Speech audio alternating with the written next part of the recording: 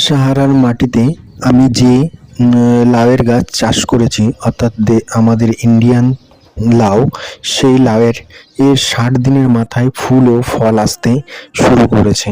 যেহেতু আমি এই বালি মাটিতে চাষবাস করি, সেহেতু বালি মাটিতে জল ধারণের ক্ষমতা কম থাকে, যার কারণের জন্যে প্রত্যেক দিন আমাকে গাছে জল দিতে হয়। আমাদের বিল্ডিংয়ে একটা বিড়াল থাকে, সেই বিড়ালের একটা বাচ্চা হয়েছে।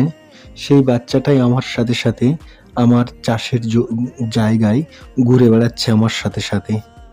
যেহেতু ওর মা ওর কাছে ছিল না, তাই খুব ডাকাডাকি করছিল। আমার মনে হলো যে খিদে পেয়েছে, তাই আমি ওকে একটু দুধ খেতে এবং একটা ডিম খেতে দিয়েছিলাম। বেশিরভাগ সময়ই এই বাচ্চাটা এবং ওর মা আমার এই লাউয়ের গাছের নিচে থাকে, কারণ এখানে একটু ওরা ছায়া পায়, তাই।